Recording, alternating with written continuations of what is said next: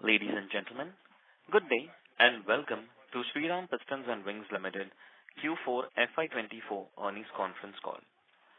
As a reminder, all participant lines will be in the listen-only mode, and there will be an opportunity for you to ask questions after the presentation concludes. Should you need assistance during this conference call, please signal an operator by pressing star then zero on your touchtone phone. Please note that this conference is being recorded.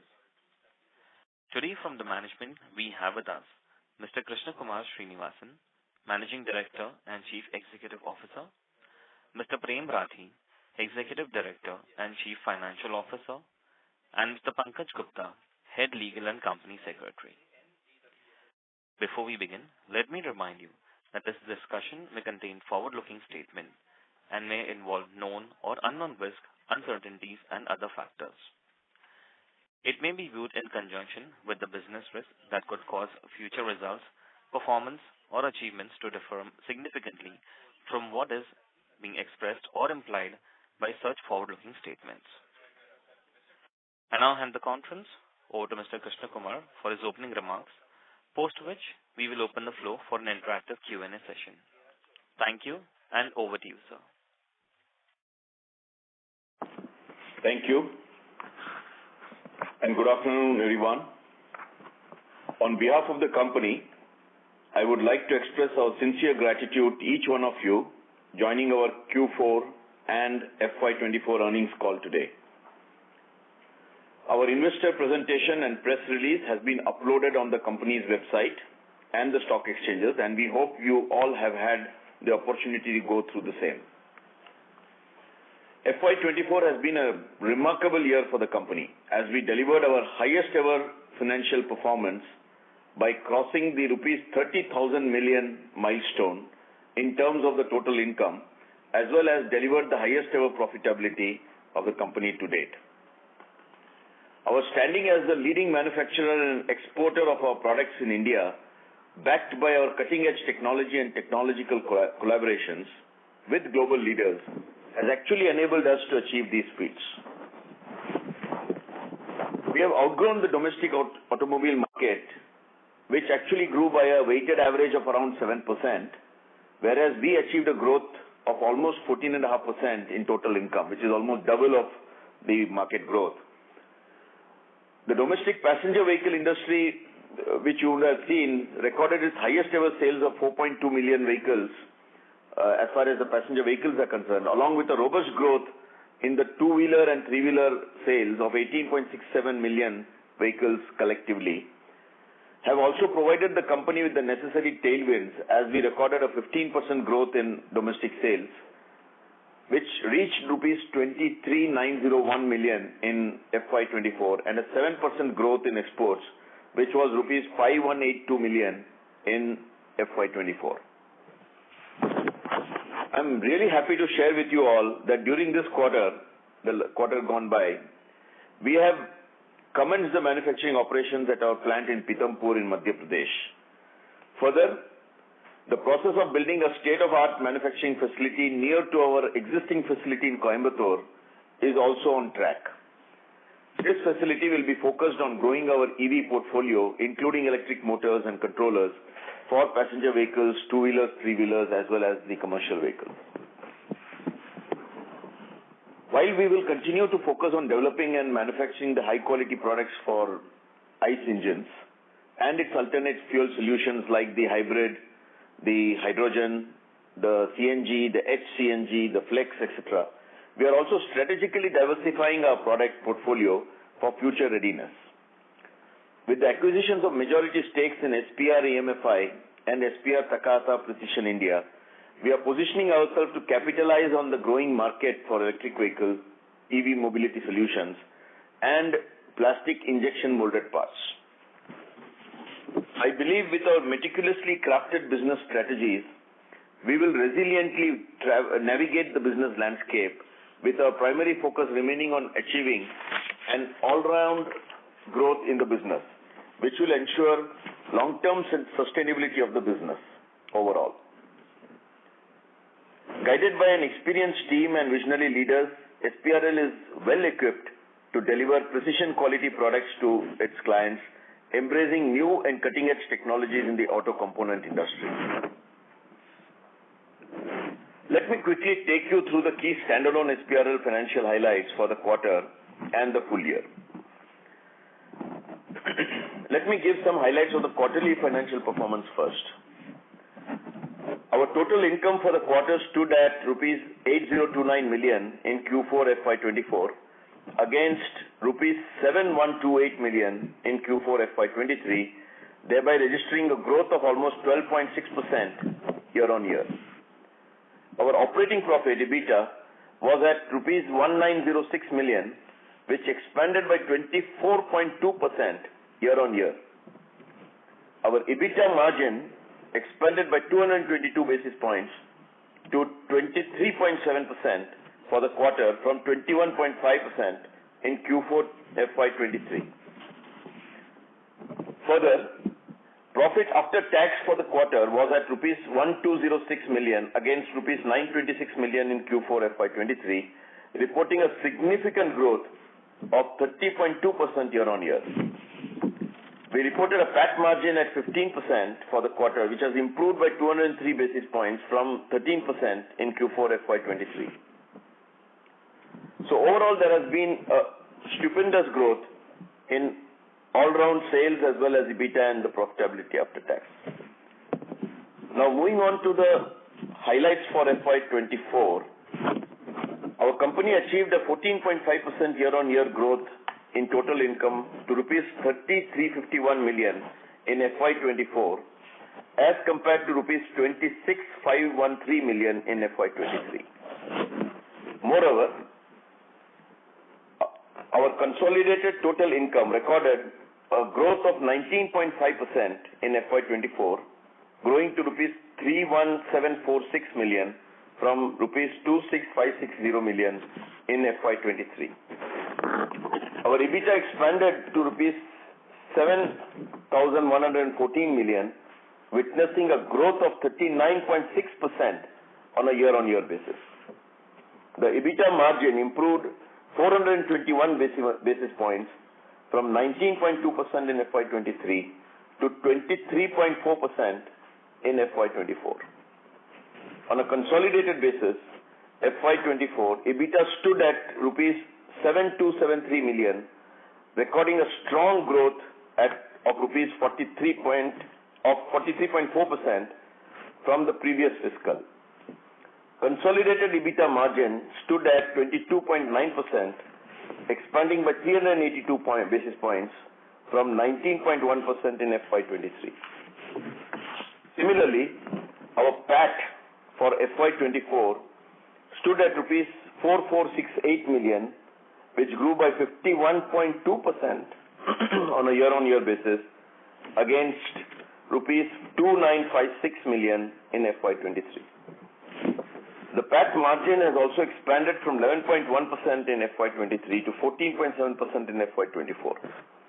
On a consolidated basis, PAT stood at rupees 4387 million, surging by 49.3% in FY24 from rupees 2939 million in FY23. The consolidated PAT margin was at 13.8%, expanding by 275 basis points from 11.1% in FY23. Our ROE and ROCE as at end of FY24 stood at 22.9 and 29.2% respectively. The company is generating positive cash from operations to the tune of rupees 4742 million during FY24. We have been maintaining a robust credit profile with the credit rating of AA stable. I am really happy to share with you all that our esteemed board has recommended a final dividend of rupees 5 per equity share for financial year FY24, in addition to the interim dividend of rupees 5 per equity share already paid. This is post the 1:1 bonus issue that was given in FY24. I am also delighted to announce that our board has recommended and approved the listing of the company's equity shares at the Bombay Stock Exchange, which is subject to necessary approvals and clearances, of course. With this, I would like to end my opening speech, and I would request the moderator to open the floor for questions. Thank you very much. We will now begin the question and answer session.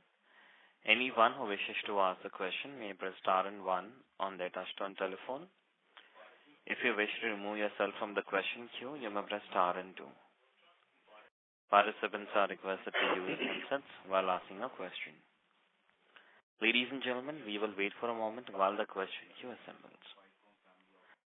Participants, you may press star and one to ask the question.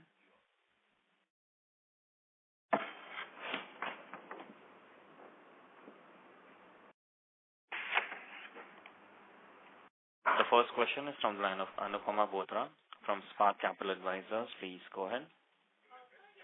Yeah, my question is regarding EV orders. So how are EV orders panning out, and if you can quantify in some way? That is my first question. And my second question is I think pistons, rings and engine walls. The revenue is I think equal. Anupama, sorry to interrupt you. Your voice is coming a little muffled. Can you speak through that? Yeah, we are unable to hear actually. Is it fine? Is it okay? A little better. Can you talk up? Yeah. So my question is regarding EV orders. How are and if you quantify? Anupama, sorry to interrupt you once again, but we are losing your audio. Can you check if you have proper reception at your end? May I request you to reach the queue, please? Can you hear me now? Hello? Yeah. Can you hear me? Can you tell me the second question? I have noted the first question. Can you tell the second question is about pistons, rings and engine walls. I think as far as revenue mix is concerned, it's equal. Is the margin on the margin front also, is it equal, like equal margin? Similar margin? I just couldn't realize what was the question. Anupama, sorry to interrupt you, but I'll request you to come back, please. Okay, sure. No problem. Thank you. Participants, kindly use handsets while asking a question. Next question is from the line of Ruchita from iWealth Management. Please go ahead.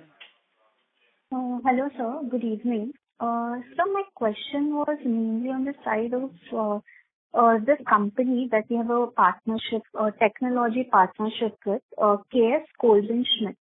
So just wanted to understand, so what is the technology through which they are producing their pistons, and what is their market share overall? Yeah, so Schmidt actually is our technology partner, and as you know that they have been in this field for a pretty long time, and we have had associations with Schmidt for the last 5 decades. So practically, all our piston designs have been based on the technology that we have learned from Schmidt, and as on date going forward also, there are a lot of changes that are happening in the piston design from a technology standpoint, requiring because of the high power density and torque density requirements that are coming in the market, especially for the commercial vehicle side, which requires a complete change in the design of the pistons. And we are working with them to bring those pistons into the market, number one. And number two, as you know, we are working on our technology center, which is set up in Ghaziabad. It's one of the premier technology centers which does end-to-end design, right from design, and all the various analysis like FMEA and others, and PFMEA, and also the various analysis. We are able to deliver the products to our customers duly designed in-house in Ghaziabad. This design center is presently working on forward-looking technologies for CNG requirements, for ethanol blending right up to 85%, and also hydrogen pistons. We have delivered some samples. We have already worked with our customers, and we are working with them for further developing the same. And for all that, we also closely collaborate with our partners, Schmidt. So that's one part of the question. Second part, as far as the market share is concerned, I think we are the leading manufacturers in the country, and our market share is certainly on the higher side. So I am unable to give the right figure, the exact figures due to UPSI information. Sorry, sir. So actually, let me reframe the question. My question was mainly on the side of Schmidt. So what is their market share in the kind of pistons that they make? like let's say there are 3 to 4 technology in pistons. So, which kind of technology are they using and what is their market share in that? They also use the same technology as what we use today. And, their technology is also, they also manufacture aluminum pistons, steel pistons and others. And depending on the markets, the product requirements are different. Now for that's what I said, for the European market is already a high torque, high power density market where they make, even forged pistons and steel pistons and others where they have a very high market share. And in aluminum pistons in certain markets where they supply, say, to the Czech Republic as well as to the US, even in US markets, they are selling quite a good amount of steel pistons and aluminum pistons, forged aluminum pistons, which we also make in the country today. But is there any market share that you can, talk about that they have? They are amongst the top 2 manufacturers apart from FM, Mahle and Kolbenschmidt. They are the only 3 top manufacturers globally that they are present across the globe. So they have a fairly good market share. Okay. So on this point only, sir, I was just reading an article wherein I heard that they are kind of shutting down this operation of theirs. So since, we have a technical partnership with them, so in case, that unit of theirs closes down, do we have an opportunity to produce it through that technology and grab whatever market share they have? And then, drastically our exports would increase. Is that a way to look at it? If you could just help me with that. Let me highlight. First and foremost, I don't think Kolbenschmidt is closing down. Okay, let me re-clarify this. Actually, what has happened is the owner of Kolbenschmidt, which is Rheinmetall, they have decided to focus all their attention on their defense business, and they have decided to, move their focus from the piston business that they were in, which was actually done under the name of Kolbenschmidt. And hence, they have actually sold out the piston business, which has been now acquired by Commitance Capital, and it has been run as Kolbenschmidt, specifically all over the globe. So they are not closing down; they are still operational completely, and we still continue to have a technology collaboration with them. That's point number 1. Point number 2, as far as our independence and self-sufficiency is concerned with regards to our own development, I think our engineering center over the last, more than a decade that it's operating is very well equipped today in all respects, including testing and analysis, to be able to design its own, the pistons as per the requirement of our customers here in India as well as other parts of the globe, and be able to deliver the products as per their requirement. So we do have that, self-sufficiency today. But at the same time, we value our partnership with Kolbenschmidt, and on some of the new technologies, we are even working together. Okay, understood, sir. Thank you for your detailed answer. I have a few more questions, but I'll join the queue. Thank you. Thank you so much. Thank you very much. Next question is from the line of Chirag Jain from Emkay Global. Please go ahead. Hi, good afternoon, sir, and thank you for the opportunity. Just wanted your thoughts on FY25 outlook. Some of the OEMs have highlighted, especially on the passenger vehicle side, growth to moderate to about mid-single digit. Even outlook for the CV industry has been more or less flattish for FY25. Any thoughts you would like to share on the domestic auto industry outlook and our business? And also probably if you can touch base on aftermarket business and international business in terms of the overall growth outlook. Hi, Chirag. Yeah. First and foremost, let me highlight how the market is moving as far as the domestic market is concerned. What is happening is we see excellent pull in both the passenger vehicle as well as the two-wheeler industry. And we are seeing that both, except for the cyclical changes that happens normally in the month of April, we are seeing excellent scheduling coming in from most of our customers, especially for the passenger vehicles as well as the two-wheeler markets. You rightly said, I think the election did have a small impact on the commercial vehicle industry. Commercial vehicle industry has been slightly flattish. But post-elections and post the new government coming in, there are expectations of, funds getting released and the newer investments taking off in full swing. And we expect the market to pick up very drastically there. And, the commercial vehicle industry, especially in Q3, Q4, is expected to actually rise up from the current levels that it is in today. So that's as far as the domestic market is concerned. And in fact, as far as our exports and aftermarket is concerned, I think we are growing at a fairly steady rate. Our focus has been on penetration, and we have been able to do that in a quite a good way, and which has actually given us the improved benefits both on top line and bottom line. Okay. Thank you. That's very helpful. So another question in terms of the EV powertrain business, any development or progress that you would like to share in terms of new order wins over there? Some details. You mean EV powertrain? Yeah. Oh, yeah. We have, as I said, I think I said this in the last call also, that we have been able to start off in a very good way as far as our EV business is concerned. And we are working with many of our customers on newer developments. Many of the products are under testing.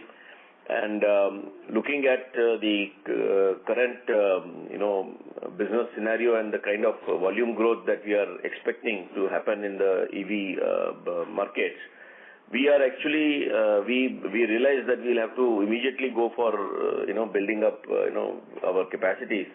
And we are putting up a completely, even though we have a fairly good capacity, and that capacity seems to be getting booked now soon, we are looking at,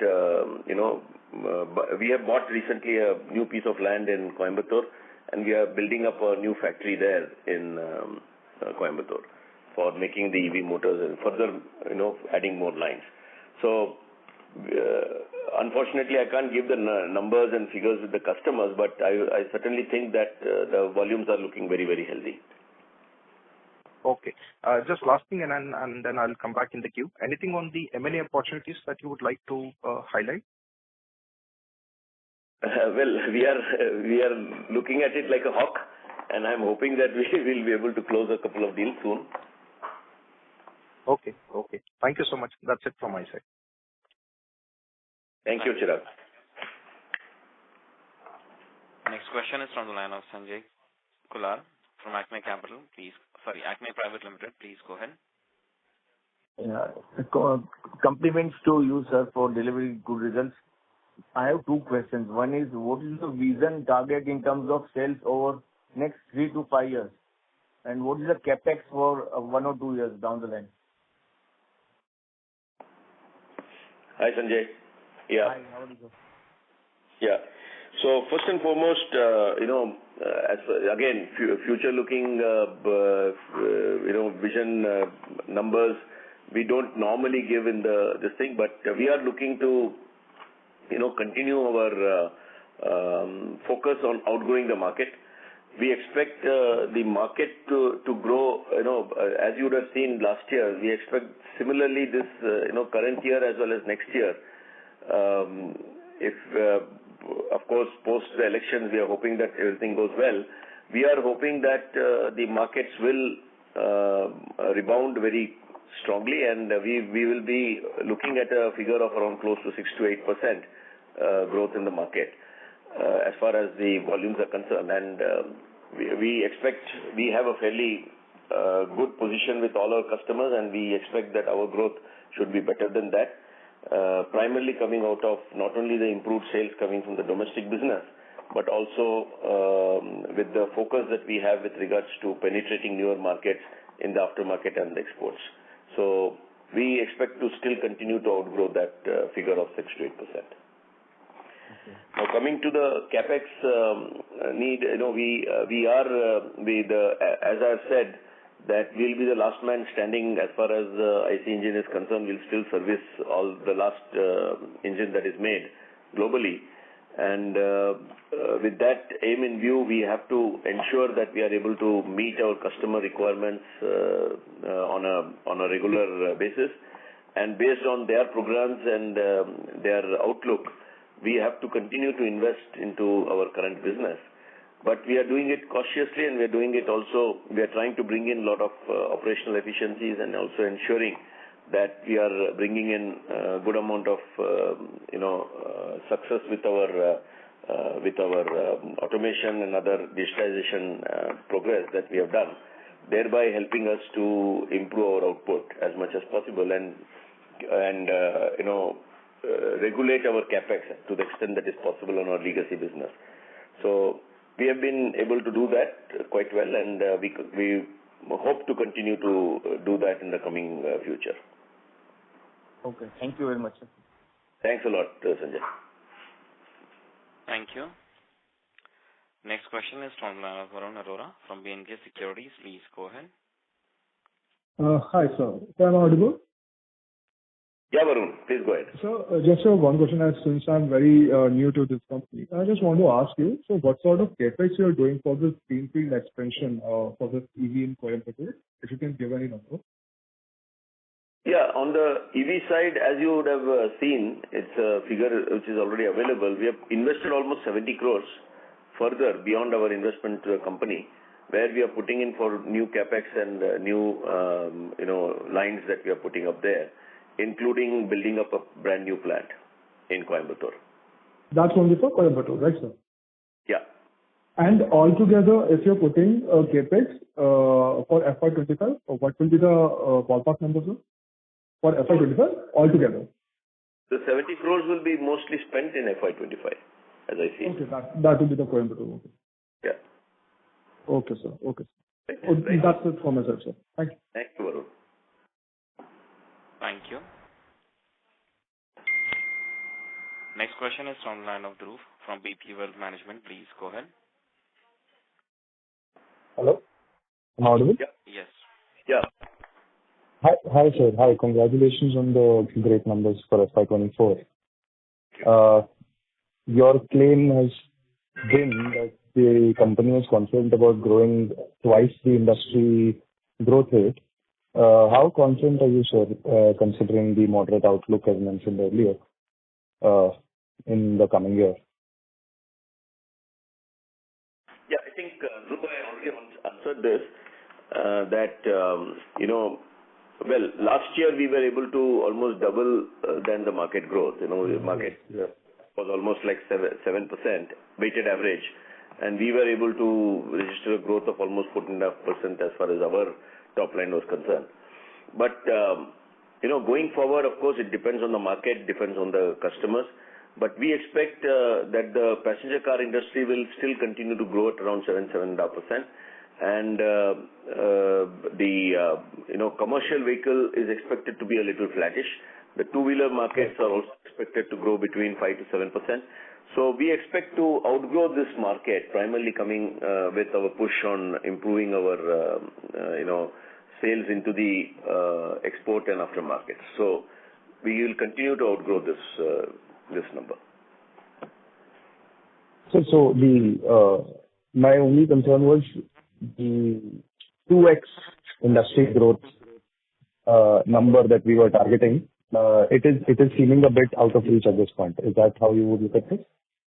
No. When I say outgrow, it could be 2x also. So. Right. Yeah. Okay. My next question is on the Pithampur plant, sir. You've commenced commercial production. Can you give me some number on the revenue potential of the entire plant when it is up to capacity? Yeah. See, basically, the Pithampur plant started in March, and we have already done our billing in March, as well as we continue to do our billing in April and May. And we are, it's ramping up production there. And, we have put in almost close to, with regards to the overall business, we have put in almost close to 80 crores of rupees in terms of building the new plant. And it's a state-of-art plant, fully integrated. And, it's one of the most modern plants that you'll see in terms of Industry 4.0 requirements and interconnected machineries and everything. So we expect to really get a fairly good potential out of this investment. Based on the current capacity, sir, then you wouldn't happen to have a number for the peak revenue from this plant? No, all the capacities that have been put up is backed by customer businesses, forward-looking customer businesses that have been awarded already to us. So we expect that plant to get booked up very soon, and we'll continue to grow that business and grow that plant. So I can't give the numbers, unfortunately, but we hope that we will certainly be able to release the figures hopefully by the next quarter. Okay, great. So my last question is on your EMFI collaboration and the production that you're doing on the EV motor controllers. So can you give me some numbers on the share of two-wheelers and PVs and CVs? It will be really helpful for us to understand. We don't give our market share figures normally, because this is all been tracked by our competition also, and we have to be a little careful on this. So, but we at the same time we have to we want to inform you that we have put in lines which will make hub motors right from 250 watts right up to 30 kilowatts. And mid-drive motor lines which can make right from 7 kilowatt right up to 300 kilowatts. Now this, when we put this kind of a range, it caters to, including small bicycles with a small motor of 250 watts. We can cater right up to, 300 kilowatts which goes into commercial vehicles.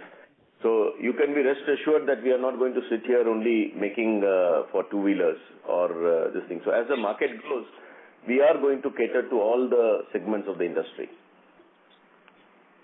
Okay, great. Just I'll say my part, and then you can add on to it if you want. Can I assume that right now, since two-wheeler penetration is much higher, it would be around somewhere around like 60-70% two-wheelers, and the rest would be passenger vehicles and commercial vehicles? Yeah. Or the mix is even more deeper towards two-wheelers? The market is more two-wheeler today, as far as the EV industry is concerned, and so two-wheeler is prominent at this stage. But then there are a number of programs on which we are already doing, multiple trials are going on, and the various testings are going on, the reliability trials are going on. There are a lot of work which is going on the other segments of the market. Okay, great. Thank you, sir. That's all from my side. Thank you. Yes. Next question is from the line of Anubhav from Princeton Capital Advisors. Please go ahead. Am I audible, sir? Yes, Anubhav, you're audible. Please go ahead. Thanks, sir. Sir, I'm new to the company, so please forgive me if some of my questions are very basic. So the first question I have is, if I look over like last 4-5 years, there has been a significant improvement in margin, and it seems to be coming from lowering of manufacturing cost. So is this improvement because of some change in product mix due to change in emission norms, or is it cost control? Sir, if you can explain this, it will be very helpful. Yeah. So Anubhav, you are right in your observation that last 4 or 5 years there have been massive changes in the operational efficiencies. We did go for big changes with regards to modernizing our lines and ensuring that we are able to bring in more automation and digitization, and at the same time focusing very heavily on operational efficiencies, and all that has helped. And number one, and number two, there have been also number of other areas that we have worked beyond this to be able to improve our products. Then at the same time, our lines are, fortunately for us, our lines are fairly fungible, and we are able to, based on the market needs, we are able to really cater to those needs by switching on the products into different lines, and thereby meeting the market demand. So we have been able to meet our customer requirements well, and we have been able to thereby utilize our capacity quite well. So those are the areas that have really helped us to improve, number one. And number two, going forward, we continue this journey, and we are hopeful that we will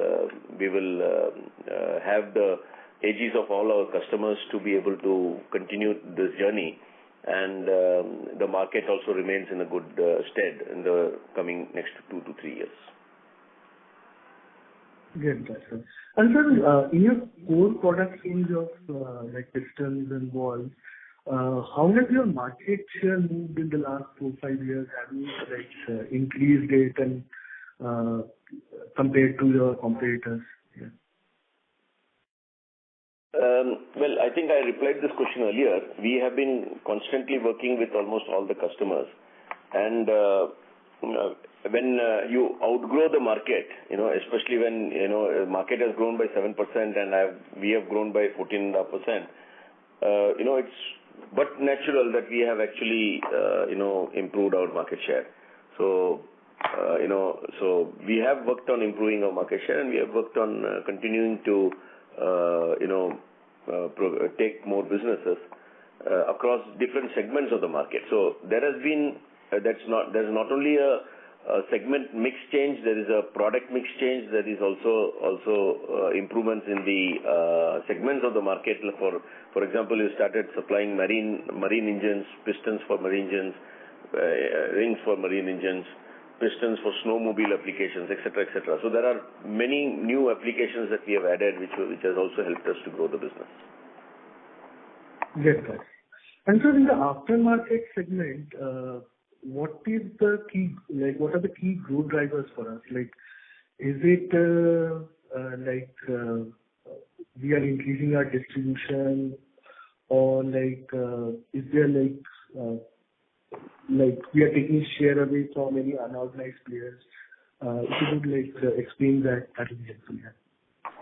No, aftermarket business is a slightly different business, and we have to ensure that our brand continues to have its value. We have been focusing on improving our product quality to such an extent that the brand is being pulled by the market. So we see a huge pull for our brands. Basically, there are two major brands within our portfolio. One is called the Usha brand, and the second one is called the SPR brand. And both the brands in different segments of the markets are actually doing very, very well. And they have been able to create a huge pull from the customers. So that's the primary reason that we have a fairly good penetration. Second point is that we have worked heavily on ensuring that we are able to penetrate the market and ensure that we have the products lined up with all segments of the market. So that has so in aftermarket, it is very important for us to be present in all corners, nook and corner of the country. I am happy to state that we have over 1,200 touch points in the country, and we have field staff which are servicing these touch points on a regular basis, almost on a daily basis. So it's all about the service levels, and it's all about the penetration levels that we are able to achieve. Yes, sir. And is in the aftermarket, is there any share that is with the unorganized segment, or is it entirely with branded products like yours? No, it's normally we don't fight with unorganized players. Our business is we have our own standing in the market. There's a huge pull for the products that we make, and a huge pull for the primarily coming out of the quality and the supply situation that we have. And that creates the pull in the market, and we don't normally fight with the unorganized sector. Yes, sir. And sir, is there a typical replacement cycle kind for your products? Because the aftermarket seems to be quite large for you. No, there's also a good huge park of vehicles in the market. As you know, the park is over 100 million vehicles. So obviously, the vehicles need to undergo different life cycle of the respective products. They have to undergo different refurbishment requirements, And those refurbishment requirements requires that, once the engine is opened, it has to undergo a lot of change with regards to changing the liner. And once the liner is changed, then you have to change the piston and rings and everything. So it's a regular cycle that happens in the market. Okay. And the last question, in the EV segment, sir, like for the motor controllers, are you for the new projects or is it for development for new models of OEMs, or is it like for existing models also you are in the consideration? How is that? Yeah, for both, for existing as well as for the new models. New models have to, as per the new requirements of the government and the new rules that have been put in, every sub-product has to be, validated and tested and ARAI certified. So we have to get all that done before the launch of the vehicle. So all that is being done as we speak. No, sir. My question was, suppose existing EV models that are already in the market, they already have because LCUs are key components, so they would already have some vendor tie-up or maybe manufacture it in-house. So what is the driver for them to consider our product? No, it depends on their volumes. There are still customers who are able to increase their volumes in the market. They have to look for alternate sources because they can't depend on one source or two sources. In some cases, there are also three sources. So it all depends on how the requirement of the market demand is, and then accordingly they choose their suppliers. And we are certain that with our current name and with the reach that we have, thanks to Shriram Pistons, we have a fairly good position with almost all the customers in the market today. Thank you. Sorry to interrupt you, Anubhav. I'll request to come back for a follow-up question. Participants, you may press star and 1 to ask the question. Next follow-up question is from the line of Ruchita Karge from iWealth Management. Please go ahead. Thank you so much. So, my question was mainly on the side of export. So, if I look at your export versus what it was last year, we've just grown by 7%. So, can you point out what are the reasons and how do we see this going ahead? Yeah, so Ruchita, it's very important to understand that last year we have had multiple effects on the market. And, with the Ukraine war continuing and then subsequently the onset of the Israel in the Gaza Strip and the related issues that happened subsequently, the markets have got affected in various parts of the globe. And Europe is badly affected. The markets are down. The UK markets were completely down, just tending to be a little bit coming out of the bottom now.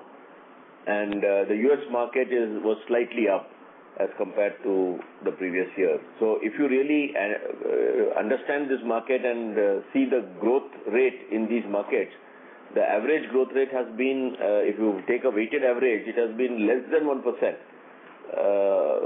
As compared to the previous year. And when we grow in our components 7%, it means we have grown almost we have outgrown the market by 7 times. It's really a huge outgrowth for the kind of markets that we are catering to, because the export markets are very badly affected.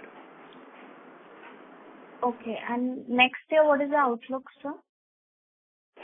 Next year, the current situation in the market still continues to be bad as far as the export market is concerned. So our focus is to see how we can still outgrow the market, and we'll continue that our focus on this particular area. Okay. And so on one of the so basically accounting question. So in our annual report, I see this miscellaneous expenses that we have. Every year it's around 90 crores. So what is this exactly? Miscellaneous expenses? Yeah. So in 23 it was around 71 crores. See, Ruchita, there are different heads of expenses actually. So there is a list of expenses which are there, which are not specifically given in the annual report. So mainly it's the admin related expenses actually. Okay. Understood. Thank you. Thanks, Ruchita. Thank you. Yeah. A request to all the participants, kindly restrict to 2 questions per participant. Next question is from the line of Piyush from Equinity Ventures. Please go ahead. Hello, sir. Congratulations on good numbers. Thanks, Piyush. Sir, wanted to understand more on the content per vehicle side. So with increasing emission regulations, right, increasing emission standards, as well as flex fuels or even say increased ethanol blending in with petrol, will our content per vehicle for the same product increase? So for every newer vehicle, will it be some percentage higher compared to what you're already supplying for IC engines? And do we see a trend here? Yeah, it's a very nice question, Piyush. Very, very good question.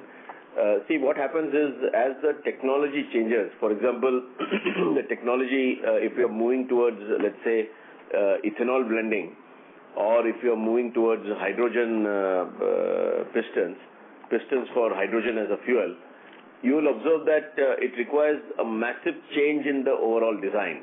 It requires a complete different approach, and you might see that the technology that needs to be done, in some cases you need it to be, we call it as KS-light pistons. It could be KS-light pistons with a very unique bowl shape, which needs to be done to ensure that we get the best efficiency of firing inside the cylinder. And this requires a huge amount of design work that needs to be done. And, so with every technology change, there is, in terms of depending on, of course, the number of cylinders, the content could change. But at the same time, but from a product perspective, single product, because of the technology that goes into it with regards to coating and other requirements, the content per vehicle always goes up. And we are expecting it to continue to go up as we go along. So it's a very good question, and I think there is no fixed trend because it depends again on the kind of technology. For example, Euro 6, when we migrated from Euro 6 from Euro 4, at that time there was a content improvement from a value perspective, but it was not very high. But with regards to hydrogen and ethanol, we expect it to be higher. Yes, sir. So while hydrogen could be a while away, what you would closely see is ethanol blending percentages improving. So they're already in closer to 10%, and with regards to the targets, you would see them move higher, upwards of 20-25%, right, in the near term. Yeah. The government is already working on E85. In other parts of the globe, in Brazil, people have blended 85%. And, so we already have solutions for that, and we are already working on it. Requires different kind of coatings on our rings and others. So all that is already been done, and that requires a different level of, technology which needs to be applied, and naturally the content will go up. Yeah. So while you may have already seen some benefit, even with this increase in proportion from 10 to 20, your content will continue to improve. So it is a significant shift for you guys in terms of the technology. Absolutely. Okay, sir. Thank you so much. Yeah. Thank you. Participants, kindly restrict to 2 questions per participant. Next question is from the line of Rajneesh Mehan from Master Capital. Please go ahead. Yeah, good evening, sir. Hi, Rajneesh. Hi. I just wanted to know these 2 acquisitions that you have done. What is the revenue contribution to them in this quarter? You mean in the last last financial year, you are saying, right? Yeah, last financial year. Well, we closed the deal in between of the year, so we did not have the full benefit of the full year. But if we take the annualized benefit, we expect the annualized benefit based on the last year's performance to be somewhere close to 270 crores for Takahata and 15 or 20 odd crores for EMFI. But going forward, the As I said, EMFI is just it is the volume of business that we are doing and the kind of capacity that we are setting up is huge. The increase in revenue is going to be quite vertical, and that's going to really help us to increase the scale. So, if I can ask you, 3 years down the line, what percentage of, the total revenue do you think these two new businesses will give you?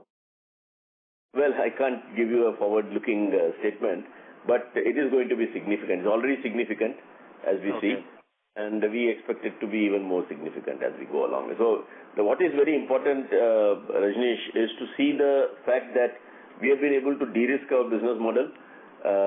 Not only from we have done it in two ways. One is our legacy products have got de-risked by different applications, like what I said earlier, the marine applications and the snowmobile applications and others. As a result, those segments of the market are going to have its life for the next 30-40 years. So we don't expect any big issue there. And at the same time, we have invested into newer areas which are agnostic to the powertrain, and as a result, we will have a much better, life of those products existing in the market. So we don't see any major issue now with all the investments that we have done in the directions that we are taking for the next 30, 40, 50 years for the company to really continue to grow. And the margins will also be more in this, right? That's a good point. Yeah, I hope so.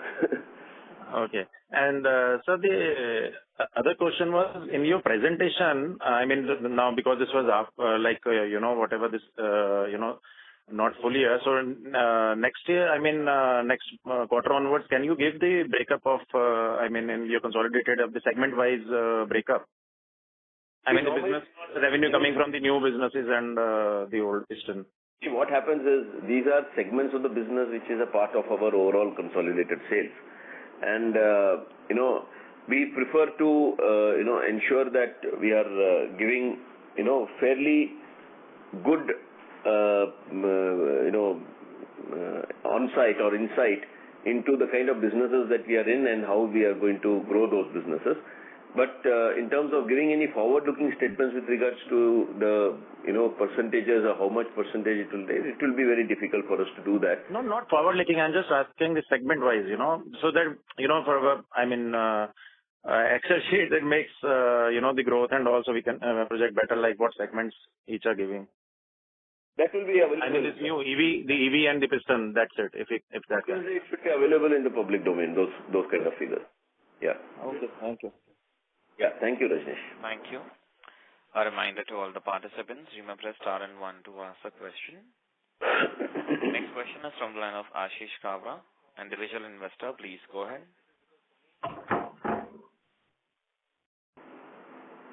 Hello. Hello, Ashish. Yeah. Can you hear me? Sir, congratulations on a good set of numbers. I just wanted to ask, for the next 3 to 5 years, what will be the portion of this EV in the total sales of Shriram? And are we also looking for other segments that are not related to the present stream of revenues? Yeah. So, Ashishji, it is, as I answered this question earlier also, that we have now products which are not dependent on the powertrain. So they are agnostic to the IC engine. So those products, obviously, we want to grow those businesses, and at the same time, there are some portion of the legacy business which we don't expect the markets to go away, and the markets will continue for the next 35-40 years. So we are hoping that we will be able to still cater to the demands of the legacy products as well as the demands of the newer businesses that we are entering into. EV will be a significant portion as we go forward because the scale, it is going to multiply quite heavily, and as the volume grows up, the penetration goes up. I think our penetration also into the EV segment will increase because we are now well positioned with many of our customers. So hopefully that will continue, and even the other areas we have already invested into areas of very high precision plastic injection molded parts, which also has its own growth profile, and we are seeing very good opportunities there. Apart from that, we are continuing to look to deploy our cash that we have on our balance sheet in a useful way, thereby able to increase the product portfolio. And of course, we are looking at areas other than which are agnostic to the IC engines. Okay. And secondly, sir, previously you said that you are also looking for any mergers and any takeover of companies. So, can you give a ballpark number, like what can be the range of that? Like what can be the size of the deal in that case? I'm pushing my team to maximize as much as possible. I can't give any numbers at this stage because it all depends on what we'll be able to fructify. So as and when that happens, obviously we will inform the market immediately. And sir, in which segments that will be? If you can just. We are continuing to focus on the auto segment. We don't want to, I think our strength lies in the auto segment. We are well positioned with all our customers, and we will continue to grow the business in the auto segment. But it will be in areas which are agnostic to IC engines, and hopefully it will be into various other products that are required in an automobile. Thank you. Thank you so much. Thank you so much. Yeah. Thank you very much. As there are no further questions, I'll now hand the conference over to Mr. Krishna Kumar for closing comments. Yeah. Thank you.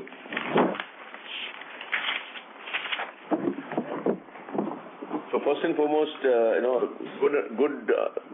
good interest in all the questions, and I'm really seeing fantastic questions from almost all the people who participated in this. I really extend my sincere gratitude to all who joined our earnings and investor call today, contributing to this very engaging discussion.